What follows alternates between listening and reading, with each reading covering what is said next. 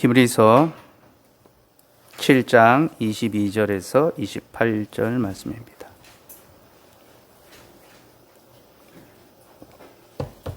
히브리서 7장 22절에서 28절 말씀. 한 절씩 교독하시겠습니다. 이와 같이 예수는 더 좋은 언약의 보증이 되셨느니라.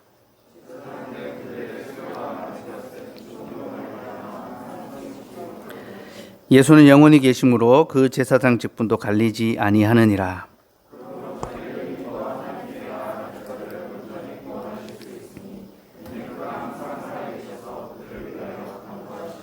이러한 대제사장은 우리에게 합당하니 거룩하고 악이 없고 더러움이 없고 죄인에게서 떠나 계시고 하늘보다 높이 되시니라.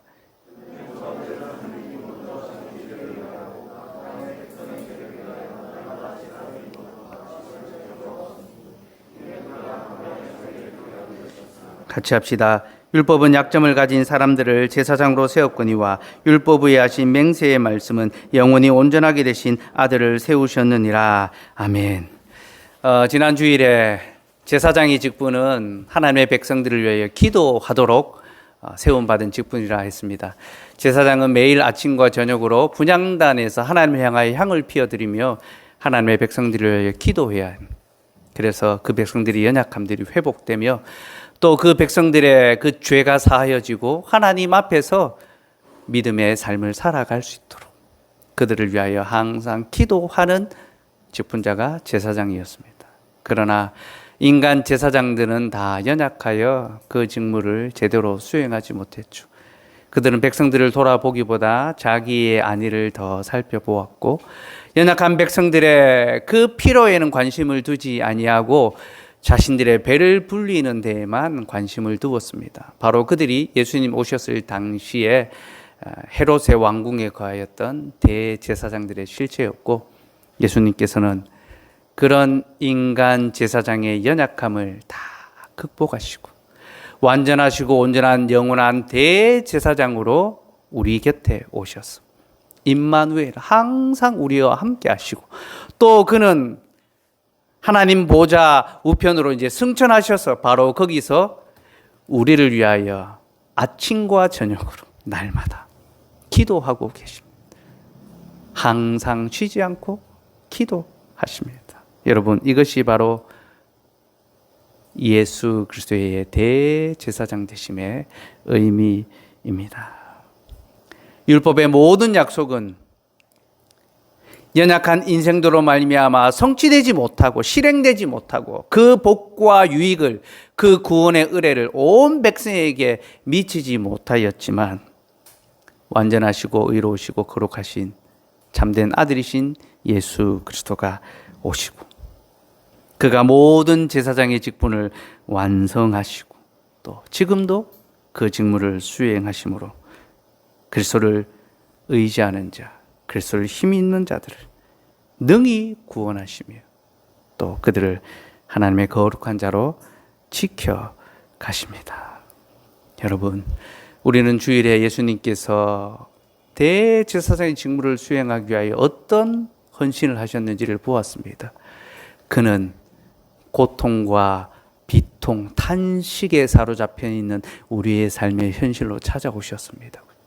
평화의 왕께서 폭력과 광기로 가득 찬 세상 가운데 힘없는 악의로 오셨습니다. 우리가 그 세상의 질서, 그 세상의 폭력의 칼의 위력 앞에 아무것도 저항할 수 없는 악의와 같은 자들인 것을 주님은 아시고 기꺼이 자기 백성과 같이 무능력한 그 자리에 서 주셨습니다.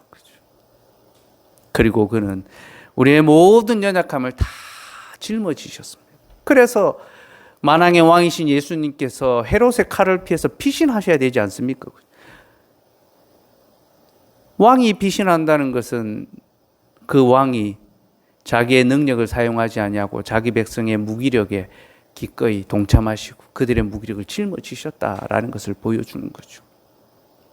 예수님께서는 우리의 모든 연약함을 체휼해 주셨습니다. 이해하시고 동정하시고 담당해 주셨습니다. 그리고 그는 우리의 모든 실패를 회복시켜 주십니다. 그래서 여러분 3장에서 예수님이 세례를 받으시고 또 그 다음에 예수님이 광야에서 시험 받는 장면이 나오죠. 예수님이 시험을 이기신 것은 시험에 실패한 우리의 모든 그 실패와 연약함을 회복시켜 주시는 그런 것을 보여줍니다. 그리스도께서는 우리의 모든 실패를 회복시키셨고 또 그리스도는 우리의 구원을 위한 능력이 되십니다. 인간의 행위로는 누구도 구원을 얻을 수 없지만 그리스도께서 능히 우리의 구원의 능력이 되시고 우리의 구원을 이루어 주십니다. 그렇게 우리를 위하여 모든 것을 행하여 주신 주님께서 이제 하나님 보좌 앞에서 우리의 보혜사가 되시죠. 그죠? 여러분, 우리에게는 두 보혜사가 있습니다. 한 분은 예수 그리스도시고 한 분은 성령 하나님이시죠. 성령 하나님 우리 속에 있는 보혜사입니다. 그래서 우리가 하나님의 자녀인 것을 계속 우리 속에서 증언하십니다. 우리의 어떤 실패와 연약함과 비참함 때문에 우리가 우리 스스로를 하나님의 자녀라고 할 수 없어라고 그렇게 탄식할 때에 성령께서 우리 속에서 아니다, 너는 하나님의 자녀다라고 증언하시죠. 그리고 우리 밖에 보혜사가 또 있죠.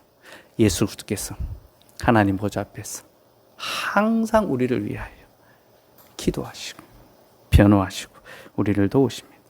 예수는 영원히 계심으로 그 제사장 직분도 갈리지 아니하느니라. 여러분, 우리에게는 대제사장, 영원히 한 분 완전하신 대제사장 예수 그리스도가 계십니다. 여러분, 백성들에게 참된 대제사장이 있다는 것은 복입니다. 구약 역사 속에서 온전한 대제사장들이 이제 몇 번 있었는데요. 대표적으로 사무엘이 있었습니다. 그가 백성들 앞에서 이렇게 말했습니다. 내가 너희를 위하여 기도하는 것을 쉬는 죄를 범하지 않겠다. 그리고 이스라엘 백성들은 사무엘로 말미암아 이방의 대적불로부터 보호를 받았고 하나님의 말씀의 교훈을 받음으로 그들이 믿음의 삶을 살아갈 수 있었습니다. 그죠? 그 사무엘의 약속을 예수님이 성취하시는 거죠. 그죠? 내가 쉬지 않고 기도하겠다. 이 예수님의 약속입니다. 여러분. 내가 너희를 위하여 쉬지 않고 내가 너희를 위하여 기도하는 것을 쉬는 죄를 범하지 않겠다. 사무엘의 약속이 바로 예수 그리스도에게서 성취가 되고 있고 그는 우리에게 말씀의 바른 교훈을 가르치시고 우리를 하나님의 은혜의 보좌 앞으로 능히 이끌어 가십니다. 그러니 여러분, 이 영원한 대제사장 예수 그리스도로 말미암아 위로를 얻으시고 힘을 얻으시고 소망을 품으시기를 바랍니다. 네, 여러분, 우리는 예수님께서 우리의 대제사장이시며 지금도 우리를 위해 기도하신다라는 것을 아는 것에서 멈추어서는 안 됩니다. 예수님 우리를 위해 지금도 기도하신다라는 것을 아는 것이 우리 속에서 무엇을 의미하는지 압니까? 이는 곧 우리 역시 기도의 자리로 힘써 나아가야 한다라는 것을 가르칩니다. 여러분, 주님이 우리를 위하여 쉬지 않고 기도하시니 우리도 어떻게 해야 됩니까? 쉬지 말고 기도해야 되죠. 그죠? 그래서 성경이 우리에게 쉬지 말고 기도하라라고 요구하는 겁니다. 우리의 주님께서 우리를 위하여 쉬지 않고 기도하시니 너희도 쉬지 말고 기도하라는 거죠. 이는 예수님께서 겟세마네 동산에서 제자들에게 하셨던 말씀입니다. 그죠? 자신이 기도하면서 너희도 기도하라. 내가 기도하는 것처럼 너희도 기도하라 말씀하셨죠. 그러니 여러분, 주님이 우리를 위하여 기도하신다라는 것은요, 우리의 위로인 동시에 우리의 모범이 됩니다. 우리도 주님과 같이 쉬지 않고 기도해야 되는 거죠. 또한 우리가 쉬지 않고 기도해야 되는 것은요, 우리 역시 왕 같은 제사장들이기 때문입니다. 베드로전서 2장 9절 말씀 같이 읽을까요? 시작. 그러나 너희는 택하신 족속이요 왕 같은 제사장들이요 거룩한 나라요 그의 소유가 된 백성이니 이는 너희를 어두운 데서 불러내어 그의 기이한 빛에 들어가게 하시니 아름다운 덕을 선포하게 하려 하심이라. 저는 주일에 예수님께서 왕 같은 제사장이다. 그래서 그는 우리를 위하여 기도하신다라고 말씀드렸죠. 근데 성경은 우리 역시 그리스도 안에서 왕 같은 제사장들이 되었다라고 말합니다. 여러분, 우리는 왕 같은 제사장들입니다. 제사장의 직분이 무엇입니까? 기도하는 것이라 했습니다. 우리는 하나님 앞에서 항상 기도하며 살아가야 하는 자들입니다. 우리는 그렇게 디자인된 자들입니다, 여러분. 이것이 우리의 본분입니다. 이것이 우리가 작동되는 그런 어떤 이 작동의 원리입니다. 우리가 그렇게 디자인되고 만들어졌습니다. 아침과 저녁으로 항상 하나님 앞에서 기도하며 살아가도록 그렇게 해야지만 우리가 바른 기능을 발휘하며 바르게 작동될 수 있도록, 그렇지 않으면 우리가 기능이 고장이 납니다. 오류가 생기는 거죠. 이 프로그램이 이 버그가 생기는 겁니다. 우리는 제사장으로 지음을 받았고 우리는 하나님 앞에서 항상 기도하며 살아가야 합니다. 구약시대의 제사장들은 분향단 사이에서 향과 함께 하나님께 기도를 올려드렸는데요. 신약에서도 분향단은 성도들의 기도와 함께 등장합니다. 계시록 8장 3절에서 5절 말씀을 봅시다. 계시록 8장 3절에서 5절 같이 읽읍시다. 시작. 또 다른 천사가 와서 제단 곁에 서서 금향로를 가지고 많은 향을 받았으니 이는 모든 성도의 기도와 합하여 보좌 앞 근제단에 드리고자 함이라. 향년이 성도의 기도와 함께 천사의 손으로부터 하나님 앞으로 올라가는지라. 천사가 향료를 가지고 제단에 불을 담아다가 땅에 쏟음에 우레와 음성과 번개와 지진이 나더라.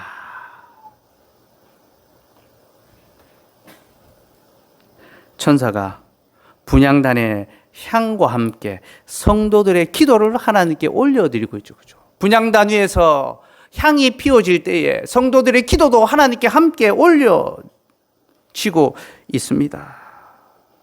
여러분, 우리는 제사장으로서 매일 아침과 저녁으로 분향단 위에서 하나님께 향해 기도를 피워드려야 됩니다. 주님, 오늘도 나의 삶을 붙들어 주옵소서. 주님, 오늘도 나를 지켜주셔서 감사합니다. 우리는 아침과 저녁으로 하나님 앞에 향을 피워드리는 기도의 향연을 올려드려야 하며 이것이 우리의 삶이 향기로워지는 것입니다. 여러분, 향이라는 것은요, 어떤 냄새, 잡내들을 제거하는 용도로 쓰이지 않습니까? 우리의 삶은 하나님 앞에서 아주 비참하고 초라하고 아주 냄새나는 그런 인생들입니다. 근데 기도의 향을 피워드릴 때에 하나님께서 우리의 삶을 흠양하시고 기뻐 받아주시고 우리를 거룩하게 회복시켜 주시는 거죠. 여러분, 왕같은 제사장들로서 쉬지 말고 기도합시다. 아침과 저녁으로 하나님 앞에 우리의 삶을 붙들어 주시도록, 지켜 주시도록, 시험에 들지 않고 죄에서 건져 주시도록 기도합시다.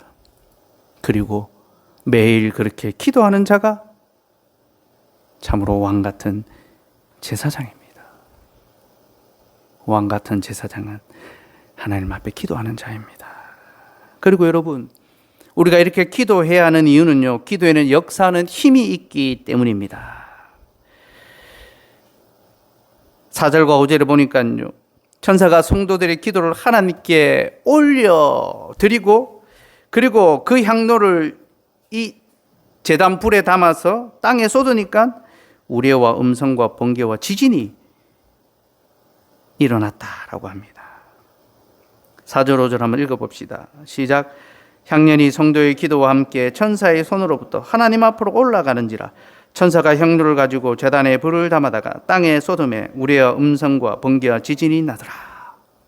하나님께서 성도들의 기도를 받으시고 땅에 역사가 일어나게 우레와 음성과 번개와 지진. 여러분, 믿는 자의 기도에는 역사하는 힘이 있다는 것을 믿으시기 바랍니다. 기도는 결코 무능한 것이 아닙니다. 기도는 결코 무익하며 의미 없는 그런 것들이 아닙니다. 여러분, 기도의 시간과 기도의 자리를 지키는 것을 결코 가벼이 여기지 마십시오. 우리가 기도를 간과한다면요, 우리의 믿음은요, 너무나 무능력하고 무기력한 것으로, 힘없는 것으로 무너져 버리고 말 것입니다. 하나님께서 우리가 기도할 때에 역사하신다는 것을 믿어야 합니다. 그리고 그것을 믿는 자가 기도할 수 있습니다. 아, 기도에 정말 능력이 있다라는 것, 여러분, 삶의 어떤 새로운 시작 혹은 삶의 어떤 어려움, 삶의 고민이 있을 때 진로를 앞두고 기도하러 나오십시오, 여러분. 자신의 지혜와 능력과 어떤 상황과 현실을 의지하지 마시고 와서 기도하시기 바랍니다. 이 자리가 여러분들에게 있어서 믿음의 역사가 일어날 수 있는 그런 자리라는 것을 아셔야 합니다. 우리가 그것을 믿을 때 우리는 정말로 기도할 수 있으며, 우리가 기도하지 않는다는 것은 우리는 기도의 능력을 믿지 않는다라는 것과 같습니다. 여러분, 우리가 기도에 있어서 좀 진심이면 좋겠습니다. 다른 것에 있어서는 늘 진심이죠. 그러나 기도에 있어서 정말 진심을 다하고 그 기도의 능력을 함께 믿읍시다. 또한 여러분, 하나님께 기도할 수 있는 사람은요, 하나님의 사랑을 경험한 사람입니다. 우리를 기도하게 하는 것은요, 하나님의 사랑입니다. 에베소서 3장에 보면요, 우리를 위한 사도 바울의 그 감동적인 기도가 나오는데요, 사도는 우리가 하나님의 사랑을 깨닫고 그 가운데 뿌리 내릴 수 있기를 바란다 라면서 간절하게 기도합니다. 에베소 3장 14절에서 19절 말씀을 봅시다.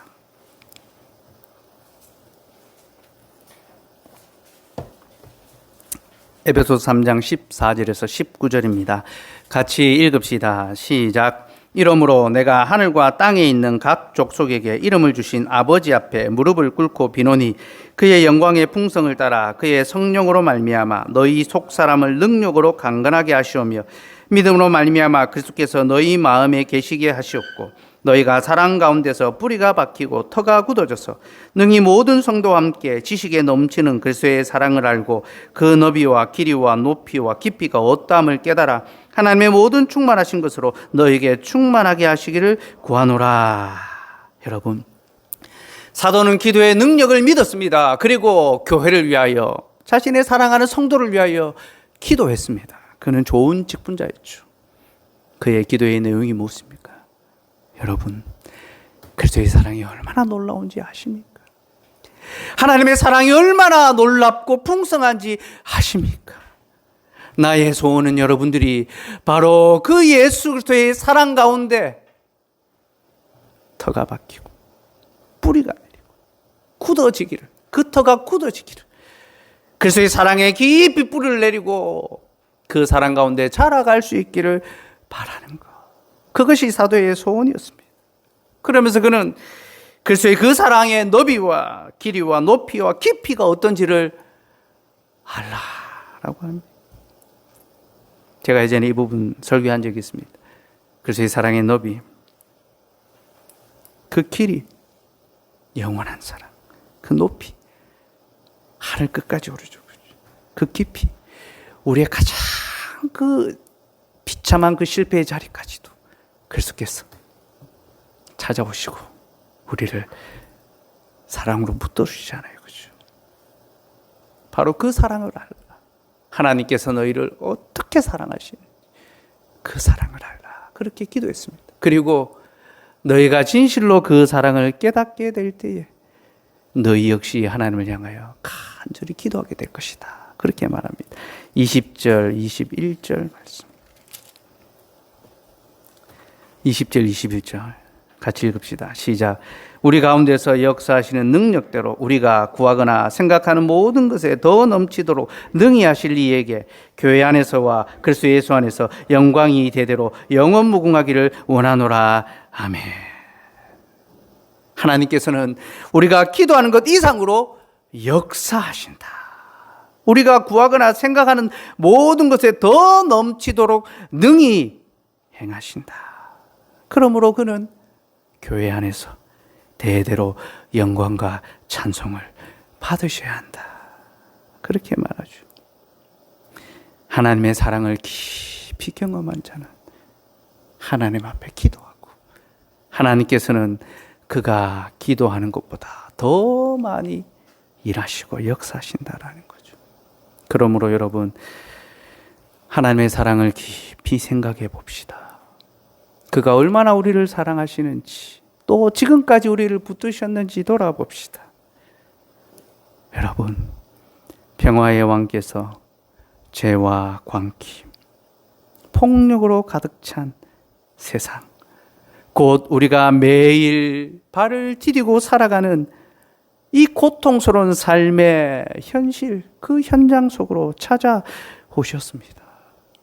그리고 우리의 약함을 지나가지 아니하시고 체휼하시고 우리의 모든 실패를 책망하시기 전에 위로하시고 회복시키시며 그는 우리의 구원을 위하여 지금도 쉬지 않고 기도하고 계십니다.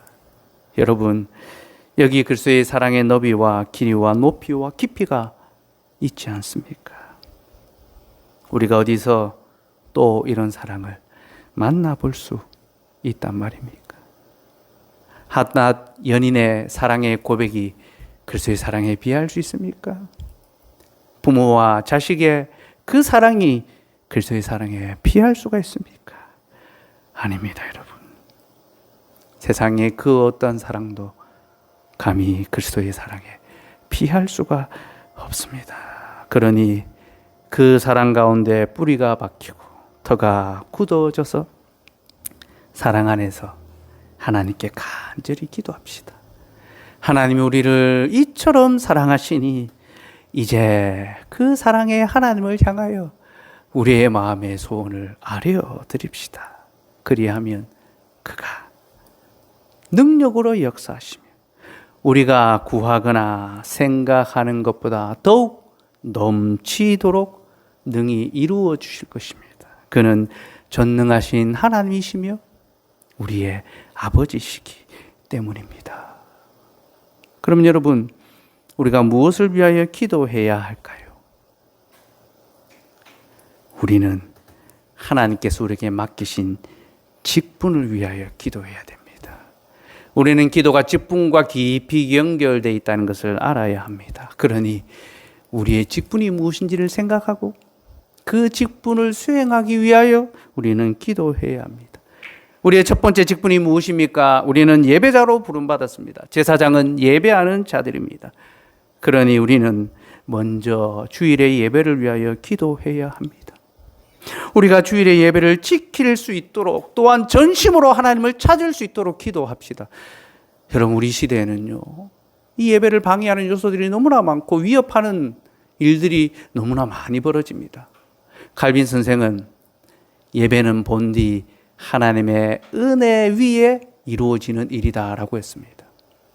하나님의 자비로 말미암아 우리가 항상 예배를 드릴 수 있다라는 것을 칼빈이 이야기했습니다. 여러분, 우리는 이것을 현실 속에서 경험하고 있죠. 전에는 우리의 예배가 너무나 일상적인 것이었는데 이제는 이것이 일상적이지 않습니다. 비상적인 일이 되어버렸습니다. 이것을 통하여 우리는 정말로 하나님의 자비 가운데 우리가 예배를 할 수 있구나. 건강의 위협, 사회와 환경의 위협, 우리의 개인의 삶의 어떤 일들이 하나님을 예배하는 데에 걸림이 되고 방해가 될 수 있습니다. 그러니 우리는 먼저 예배를 지킬 수 있도록 또한 전심으로 하나님을 찾을 수 있도록 기도해야 하고요. 또 우리는 삶의 예배를 위하여 기도해야 합니다. 곧 우리가 세속으로부터 자신을 지키고 의와 거룩을 행할 수 있도록 기도해야 하죠.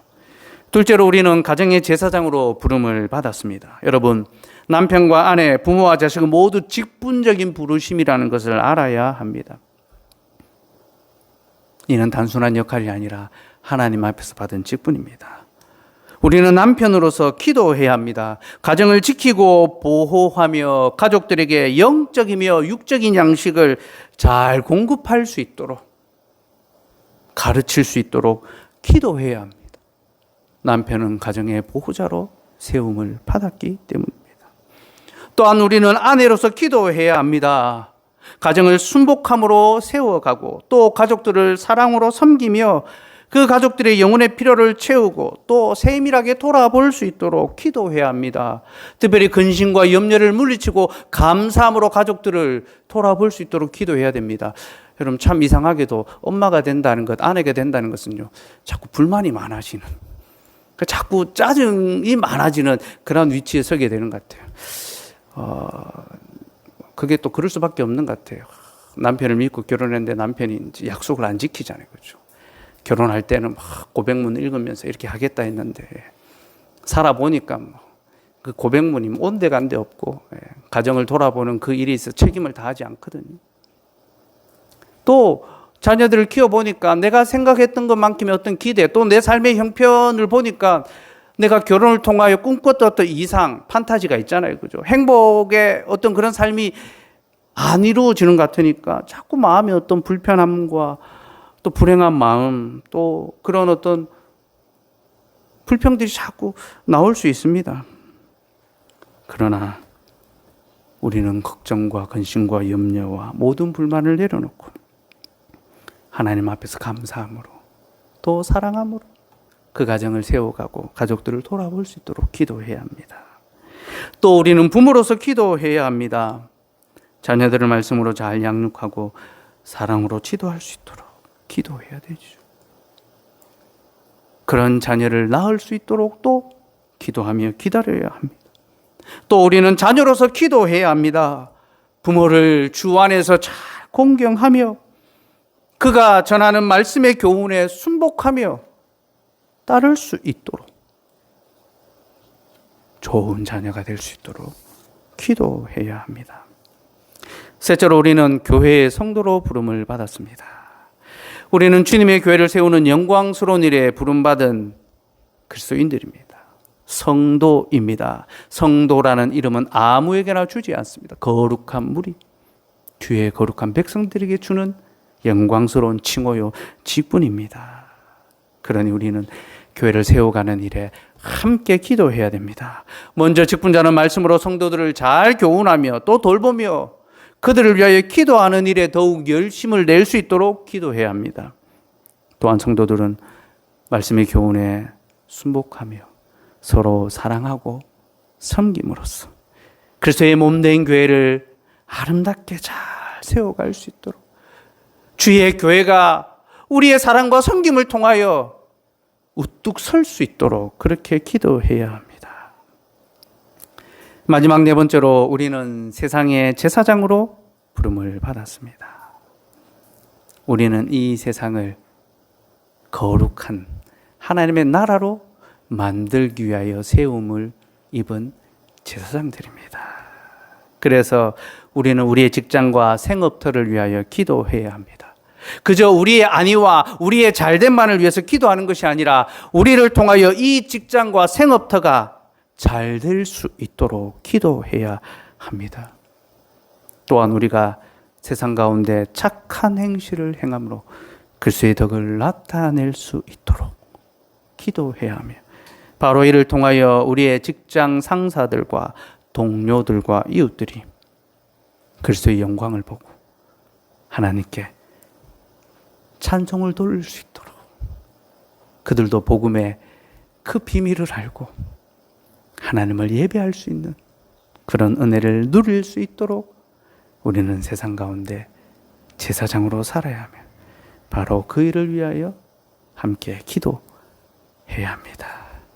이제 우리 같이 찬송하며 들은 말씀을 가지고 함께 기도합시다.